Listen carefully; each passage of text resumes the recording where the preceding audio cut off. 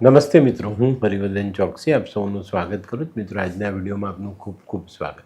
મિત્રો, રોજની જેમ આજે પણ જોઈએ કોણે શું કરવું શું ન કરવું. તારીખ 29/6/2026 સોમવાર. પહેલી રાશિ મેષ રાશિ. મેષ રાશિવાળાએ આજે શું કરવું? મેષ રાશિવાળાએ આજે પોતાના મનમાં ચાલતી અગત્યની યોજનાને અમલમાં મૂકવી હોય તો આજે મૂકી શકાય. શું નથી કરવાનું? મિત્રો, આજે ઘરમાં દૂધ બાળતા નહીં.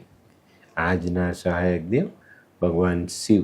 વૃષભ રાશિવાળાએ આજે શું કરજો? વૃષભ રાશિવાળાએ આજે ભગવાન શિવ અને મા પાર્વતીની આરાધના કરવી જોઈએ અને ખડી સાકરવાળું દૂધ નાના નાના બચ્ચાઓને પીવા માટે આપવું જોઈએ. શું નથી કરવાનું? આજે કોઈ પણ સ્ત્રીને નુકસાન થાય એવું કોઈ કામ કરવું નહીં. આજના સહાયક દેવ લક્ષ્મીનારાયણ ભગવાન. મિથુન રાશિવાળાએ આજે શું કરવું? મિથુન રાશિવાળાએ આજે પોતાની સંપત્તિ, જમીન, મકાન, વાહન આ બધી બાબતોમાં પૂરતું ધ્યાન આપવું. તે અંગેના કાગળિયાઓ સંપૂર્ણપણે ચકાસી લેવા. શું નથી કરવાનું? મિત્રો, આજે કોઈ પણ ખોટો દસ્તાવેજ બનાવવાનો પ્રયત્ન નહીં કરતા. આજના સહાયક દેવ મા દુર્ગા. કર્ક રાશિવાળાએ આજે શું કરવું? કર્ક રાશિવાળાએ આજે કોઈકને કરેલા વાયદાઓ નિભાવવા જોઈએ. શું નથી કરવાનું? મિત્રો, આજે આપણી પોતાની પર જે જવાબદારીઓ છે એમાંથી છટકીને ભાગવું નહીં. આજના સહાયક દેવ શિવ અને મા પાર્વતી. સિંહ રાશિવાળાએ આજે શું કરવું? સિંહ રાશિવાળાએ આજે પોતાના જીવનના જે પ્રતિકૂળ સંજોગો છે એનો સામનો કરવો જોઈએ. વડીલોની સલાહ લેવી જોઈએ. શું નથી કરવાનું? મિત્રો, આજે કોઈની પણ સાથે દુશ્મનાવટ ઊભી નહીં કરતા. આજના સહાયક દેવ ભગવાન શિવ અને ભગવાન સૂર્યનારાયણ.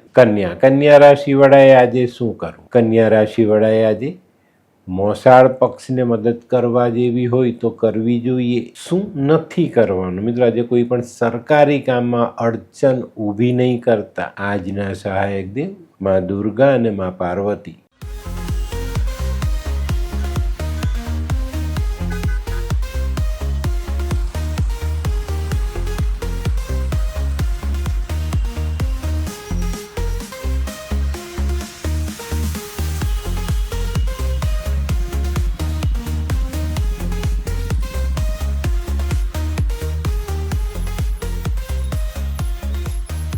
મયુર, વાહ.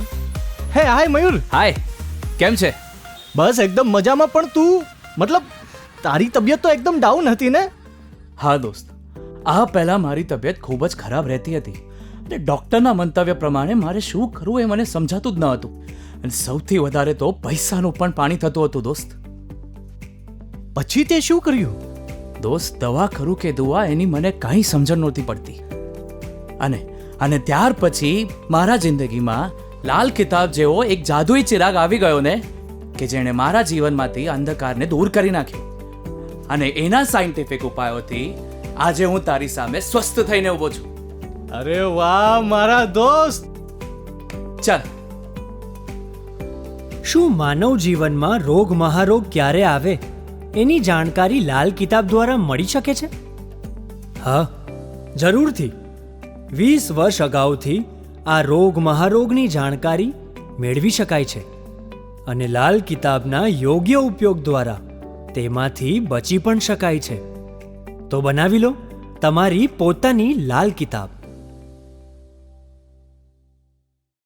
તુલા રાશિવાળાએ આજે શું કરવું? તુલા રાશિવાળાએ આજે સફેદ સુગંધિત ફૂલથી ભગવાન શિવનું પૂજન કરવું જોઈએ અને કોઈ ગરીબ વિધવા સ્ત્રીને મદદ કરવી જોઈએ. શું નથી કરવાનું? મિત્રો, આજે કોઈ પણ જાનવરને ઈજા નહીં પહોંચાડતા. આજના સહાયક દેવ ભગવાન વિષ્ણુ ને મા લક્ષ્મી. વૃશ્ચિક રાશિવાળાએ આજે શું કરવું? વૃશ્ચિક રાશિવાળાએ આજે ઘરે આવેલા મહેમાનોને મીઠું દૂધ પીવડાવવું જોઈએ અને કોઈક માતા જેવી સ્ત્રીને મદદ કરવી જોઈએ. શું નથી કરવાનું? આજે કોઈ પણ કામમાં ધીરજ ગુમાવવી નહીં. આજના સહાયક દેવ ભગવાન શિવ અને હનુમાન.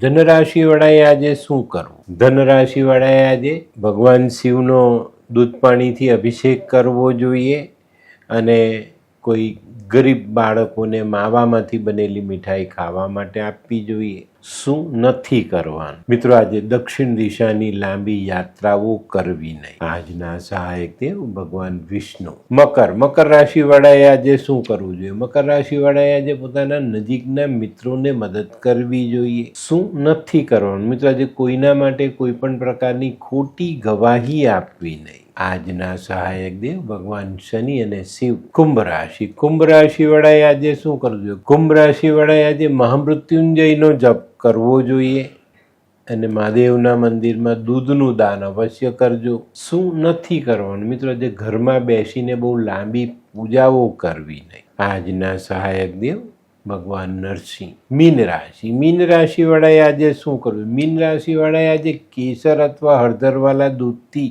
ભગવાન શિવનો અભિષેક કરવો જોઈએ અને ઘરના વડીલોની સેવા કરવી જોઈએ. શું નથી કરવાનું? મિત્રો, આજે કોઈને પણ ખોટો વાયદો નહીં કરતા. આજના સહાયક દેવ ભગવાન શનિ અને ભગવાન વિષ્ણુ. તો મિત્રો, આ તો તમારા માટે આજના દિવસે કોણે શું કરવું શું ન કરવું તેનું જ્ઞાન. તો આજનો વિડીયો ગમ્યો તો લાઈક કરો, શેર કરો, યુટ્યુબ જોનારા શેર કરે અને સબસ્ક્રાઈબ કરે. હું હરિવર્ધન ચોકસી આપ સૌની રજા લઉં. ફરી મળીએ નવા વિડીયોમાં નવી જાણકારી સાથે. તો ચાલો બદલીએ જિંદગી. નમસ્તે.